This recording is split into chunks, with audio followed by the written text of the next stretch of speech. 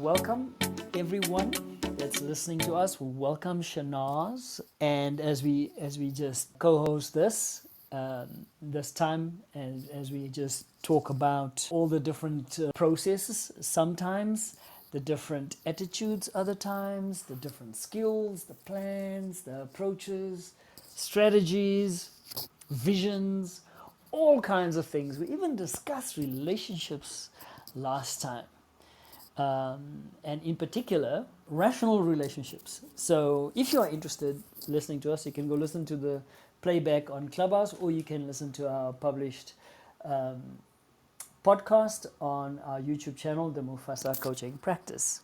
So, this is our event, My Life, My Business, Wish I Was Here, and this is all about living our lives intentionally but joyfully. So, Shanaz, over to you. Hi, Jacques, and thank you, everyone. So last week, I know we spoke about relationships and, um, yeah, and you've called it rational relationships. So, but what I'm gonna do, this week, where I'm sort of better prepared, is, I wanted to talk about goals, and I know it's almost like, because it's like the start of the new year, etc. Those of us who are kind of busy and in leadership, even, or not even in leadership, but generally we kind of, you either did it in December where you planned out your year, you've set some goals, or for those of you who are like playing catch up, you'll kind of start to kind of do it this month. So something, I was busy reading something and it really surprised me, um, because I've never done it before. And this is setting mental health and social health goals. So I'm like a planner, and I am I'm a big goal setting person, but I've never really thought about setting social goals and mental health goals. And as I started to read a little bit more and kind of get my own, in terms of sort of my own training involved, I like realized how much of I need to practice what I preach, and that mental health and social health goals are as important as our career goals, and our physical health goals, right? So I'm like one of those people, oh, I need to lose such amount of kilos this year, and then I don't have a plan. But I'm not going to speak specifically about those. I know everyone who probably listens knows about SMART goals, so I'm not going to go into detail about that. But I am going to speak a little bit about what are mental health and social goals and why they are important. And I'm also going to share a little bit with you about how mental health affected my family, and how I think about mental health at this point. So, just to kind of start off, my dad actually was diagnosed with bipolar when I was about 11 years old. And so that's quite a few years ago. And I have to say that mental health wasn't really a big feature in our communities, particularly in non-white communities. I mean, even in South African communities, if I say, when I compare thinking about our mental health, then I think that on the continent we are quite a way behind the Western countries, and that's not necessarily a bad thing. Maybe we just think differently about it. However, what I've discovered through my personal experience as well as my professional experience, that it is plays an integral role in holistic health and well-being. And this podcast is about how to live joyfully, how to make the most. And I find that we do tend to separate physical health from our mental health. And I don't think we realize how, including social health, I don't think we realize how connected they are. And so, just for those who like, "Oh, what is mental health?" So mental health is really a state of mental well-being that enables us to cope with the stresses of life, help us realize, our abilities and talents, and work well. Also, it helps us to contribute to our community, and also it kind of helps us make decisions, whether we are part of a family or a community or a group. So it all kind of contributes to that. It's really interesting to also note that mental health is actually a basic human right, and that it's very important for personal, community, and socioeconomic development. We often separate this, we don't really think about it. And several of my students are actually looking at mental health and the stigma of mental health in our communities, and particularly with men. And in terms of seeking, we in our communities in South Africa in general, we are very slow to seek help for mental health. And there are obviously a number of reasons around that, culturally, also resources, also a lack of education maybe around mental health.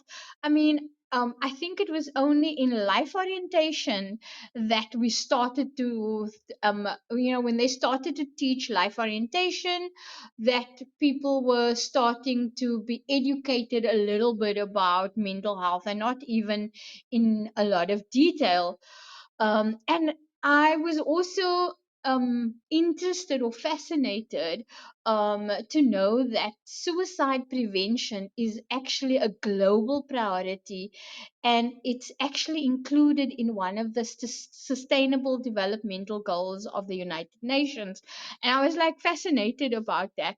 But I also realized that maybe it's also a good time to talk about it at the beginning of the year, because I know that December and January can actually be quite a stressful time of the year for many people. And, it comes in as no surprise that they actually say that the suicide rate is quite high over this period.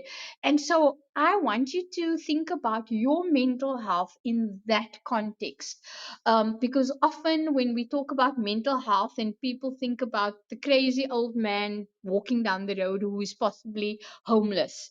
Mental health is more than the absence of a mental disorder, in other words. Um, and and it's, I'm not going to go in detail about the continuum, but why is it important and what does it include? So when you think of well-being and mental health then includes your emotional, psychological, and social well-being, and it actually affects how you think, how you feel, and how you act. It also helps to determine how you handle stress, how you relate to others, and make healthy choices. So, in other words, mental health is actually very important in every stage of our life. It's not only important in, as children growing up or in adulthood, but literally every stage of our lives. Yet I was like, as I said, I was surprised. I actually don't set mental, haven't before until I read about this. Don't set mental health goals for myself. And so they say that, what when we set mental health goals, and I'm going to give you an example of a mental health goal. They say, like, we really do need to prioritize mental health. And I think that maybe as women we tend to have a conversation regularly, and obviously conversations and talking about what's going on with us really helps. And then what I find is that with men, they really struggle to talk about what's going on with them. I think that the idea that I get, the perception that I have, is that men prefer to think internally, process what's going on with them. If they're experiencing any challenges, they do it internally. And I think that in women, generally, we do it externally. We have this conversation. And I think that that actually makes a big difference.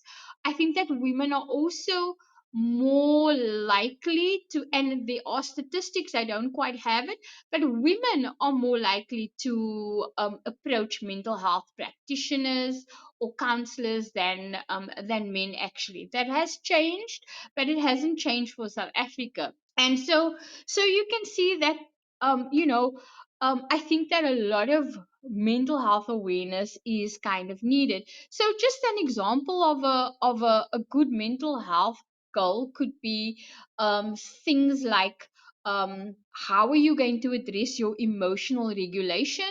That could be through journaling. And emotional regulation is how are you going to address strong emotions like anger. What do you do with your anger? Disappointment. Do you repress it? Do you express it? Another strong emotion, if I say strong emotion, it's not necessarily negative emotions, it's just an emotion. Could be guilt, anger. And how do we actually, frustration, those are all, how do we deal with it on a daily basis? Where does it go? And often when I engage with my patients, they don't know where it goes. But the thing is, it goes somewhere, and usually to the physical. It affects your physical health. So it's really important to think about that. So how are you going to think about the year? How are you going to ensure that you are managing and regulating your emotions effectively? It can also be how you manage your stress levels. Have you thought about goals, setting a goal regarding your stress level? It can also be how you deal with your inner critic. So the little voice that says, no, Shanaaz, you can't do it. Or, why did you do that now? Oh, you're so stupid. You know, I've never thought that actually I need to set a goal about maybe telling my inner critic to keep quiet for like 6 days of the week. So and it can only come out at certain times. So, and I know that I'm joking, but it's actually so important. And I can tell you the reason why these goals are so important, the emotional regulation and how you manage stress and deal with your inner critic. It also could be about, building in some good self-care habits. So the reason why this is important is, in my experience in my family, bipolar disorder. For those who don't know what bipolar is, it's an chemical imbalance where the person, chemical imbalance in the brain. So the person will experience very high highs and very low lows. And it has quite a strong genetic component to it. So for many of us, particularly in our communities, because we haven't been really educated, and there's a lot of stigma about, not only bipolar or depression or schizophrenia or even just feeling low. People are not, and I find that this also occurs in churches. We are not willing to talk about that we are going through a difficult time or we are depressed, yet it's so necessary. And so, how it affected my family in terms of why we need to set these goals, and learn to kind of intentionally address our mental health, is that it can make the difference between you're lowering your risk for a mental health, developing a mental health um, disorder like anxiety or depression, and sometimes even more, something more serious like a bipolar or schizophrenia. So as I was explaining, what happened in my family was that because of the strong genetic link, I was actually tested at a well, not a young age. I was in my 20s. They did a study, and my dad's family was very high on the genetic prognosis for most likely to develop bipolar. And there are several of my cousins who have had mental health issues in my dad's side of the family, paternal side of the family, where it was bipolar. But because of the kind of support I had, my support mechanisms, and the way I engage and express myself, and the groups that I attended, my mom's education in terms of being educated about mental health, I was then able to ensure that I don't actually have it. Neither does any of my siblings have it. And that's purely because of how engaged with our environment and the kind of support we have around us. So, what I've always found is that when people do not speak about their mental health issues, you cannot get support. And there is this link between when men, for example, experience mental health challenges, whether that's anxiety or depression, that because they internalize their emotions, they don't really ask for help. And so you can't. So even just informally getting support is challenging then. And I also know that in our communities there is a lot of denial about mental health issues, right? Often people are ashamed to have someone, or to, even if it's themselves, they are ashamed to talk about their mental health struggles. The issue around this is that I have seen really devastating effects um, when people and families keep the mental health issue in the family quiet. What happens is that no one around them can support them, no one around them can offer some relief. And you find that they are also then very reluctant to go for help because of the shame attached to it. And when and because there's such a stigma in non-white communities about mental health, what you often find is that people go for help too late, with actually very tragic consequences.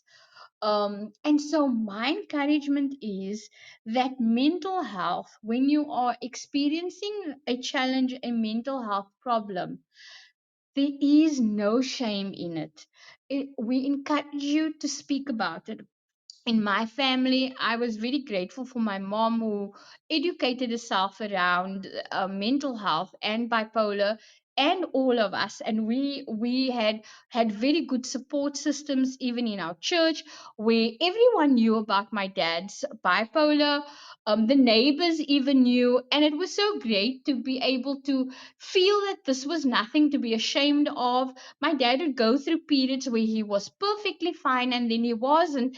And the thing about this was, because we were very open about it and we spoke about it to others, when my dad was in a little bit of trouble, or going to hurt himself by, or he would go for long walks, like literally walk from one town to the next. So in terms of when he was in danger, in other words, or had put himself in harm's way, we could always rely on the neighbor to like see him. If he was on, if they drove past, they recognized him, and they would know that, okay, my dad they need to contact us.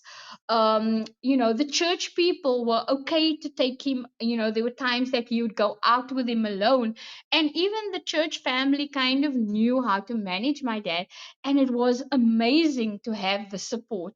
We experienced no shame about it. And so I, as a mental health practitioner myself, as a social worker, education and was so important, and not feeling ashamed. But not only that, for my own well-being, I realized that that I needed to prioritize my mental health, because there was this risk, and huge genetic risk. And often, because we haven't been educated, and in our communities we don't often have access to mental health resources, what you often find is that you do not know if someone, a grandparent or great grandparent, had a mental health problem, and you may have a genetic risk. And so, when we educate ourselves about it, when we make our mental health a priority, then we lower the risk of developing mental health problems that is fairly manageable, like anxiety, like depression. And it's also okay to experience and have anxiety or depression. This particularly happened after COVID. There was a huge increase in anxiety and depression. And so what I would encourage people then to do is to I'd encourage you is to read up about it. And actually, when you're setting up your goal setting, or if you already set up your goals for 2024, that you go and include mental health goals. And because this will help you to prioritize your mental health. Because if you're not going to prioritize your mental health, what will actually happen is that it will affect your work. And I've seen this with patients. It will affect your productivity, your creativity, and it will affect your the goals that you actually want to achieve. And so mental health is really important. So then I just want to, and it does include social well-being as well. So what are social health goals? I've spoken a lot now about mental health. Social health goals are um, setting goals around relationships, setting goals around improving areas, around improving things around our relationships, whether that's with family, whether that's with our work colleagues, whether that is with your partners, your husbands and wives. But setting goals around social goals, or with your family, with the groups that you belong to, is as important as career goals, as important as your mental health goals. They in fact connect to your mental health goals, because you will find that if you are struggling with your relationships, it will also affect your productivity level. It will also affect your creativity and your overall mental well-being. And what this could look like, for example, is thinking about how to set better goals for yourself, or better boundaries. Or it could be about, I'm going to learn to be a better listener, in a particular relationship.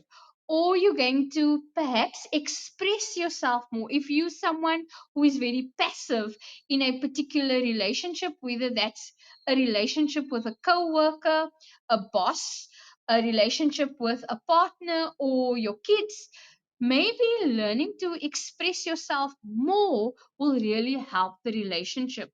And it will really help you, so that your voice is also heard.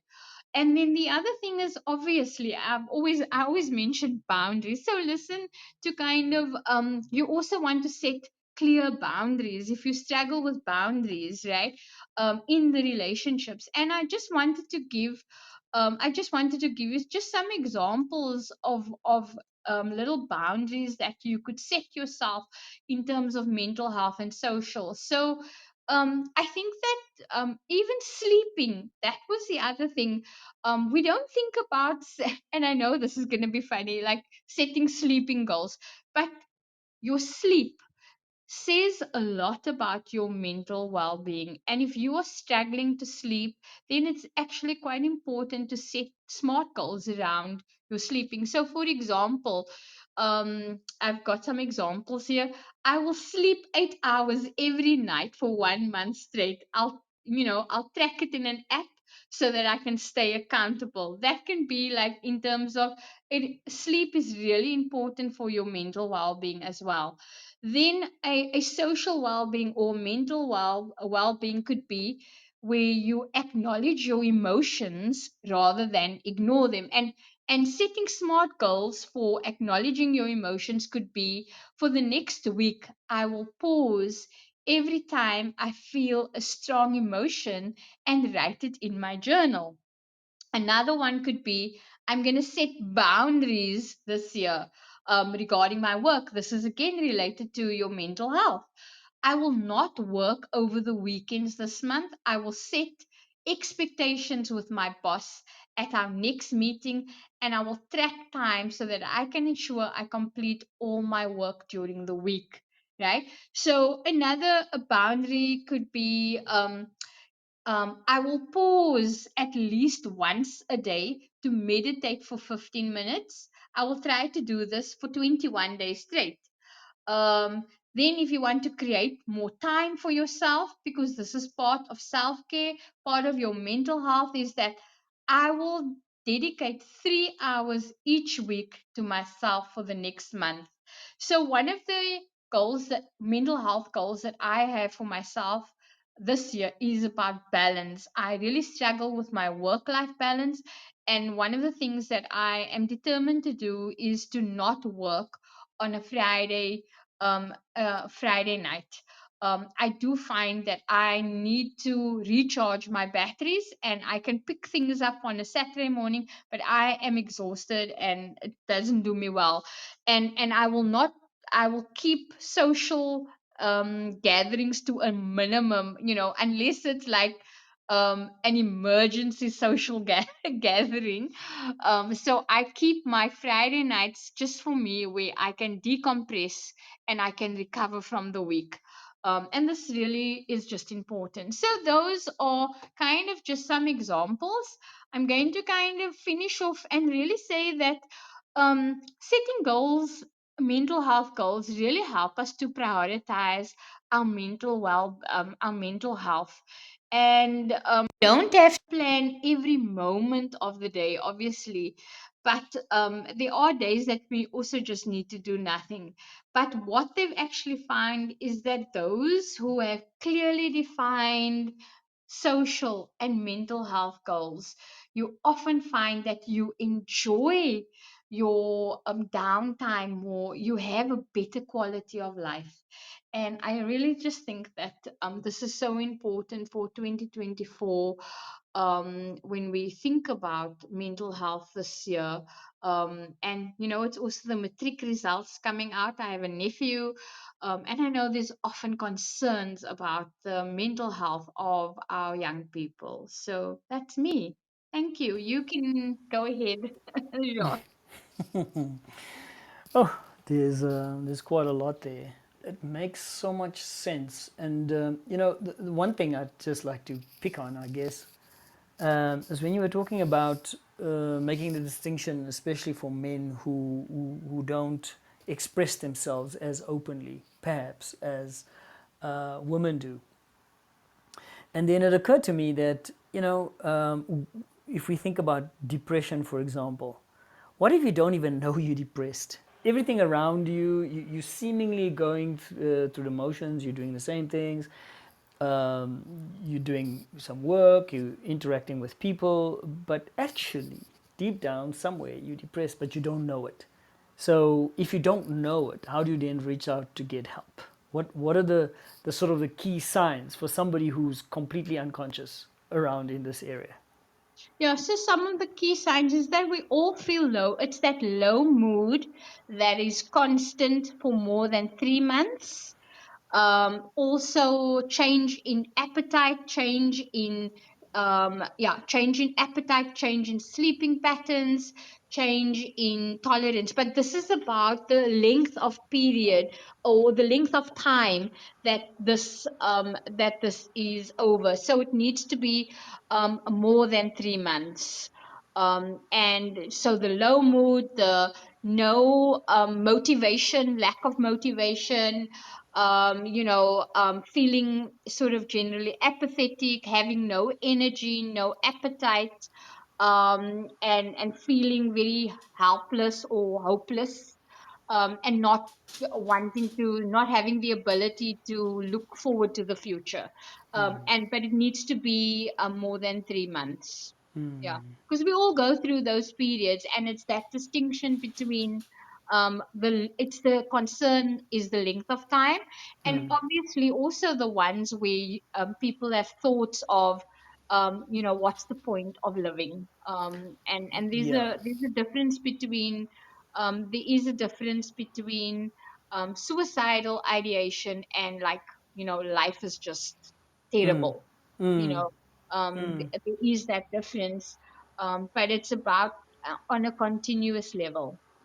The low mood, no appetite, no motivation, feeling hopeless, feeling like there's nothing going on for you, um, and yeah, particularly feeling powerless, etc. Behavior.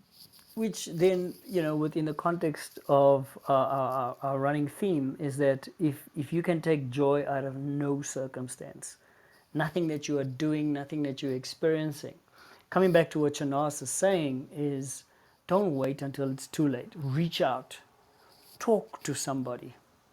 There's no shame, there's no stigma attached to it.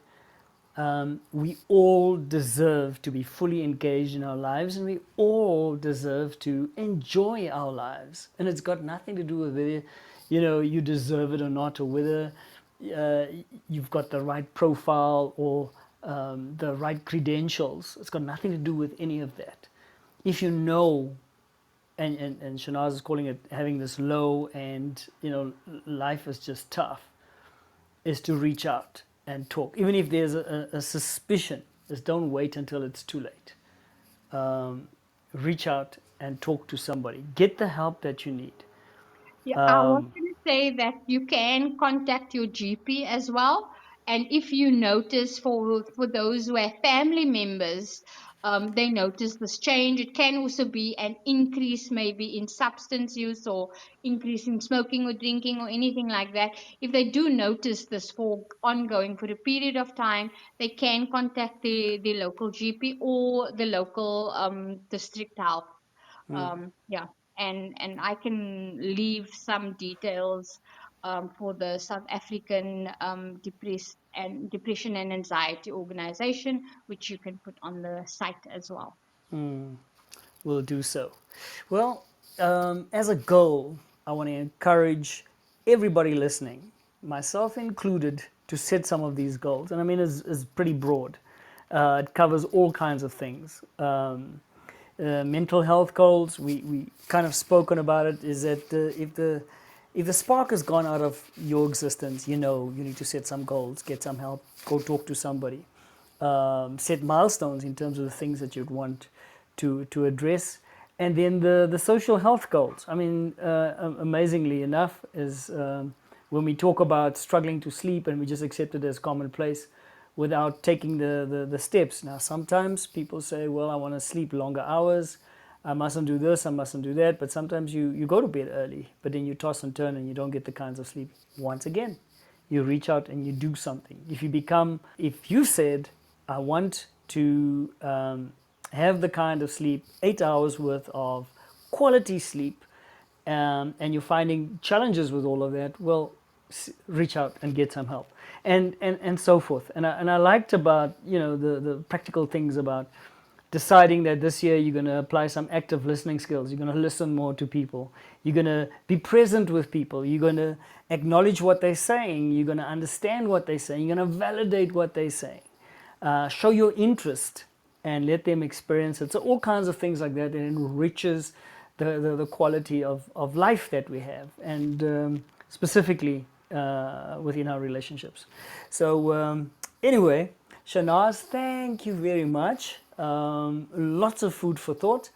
And yeah, so the challenge is out there. Let's set them. Let's set those goals. We spoke at length on how to achieve your goals, what you need to overcome, identify the barriers to achieving it. This is the same approach. Shanaaz mentioned SMART goals. Yes, you'll use the SMART goal approach. We coined the aim SMART approach. We spoke about that and different ways of achieving it. But let's be intentional as we think about how we want to experience our lives, how we want to be present in our lives, and how it needs to be one that is joyful, fully experienced, and something that energizes us every single day. So, all the best to all of you listening, and set those goals. And we trust that you experience the progress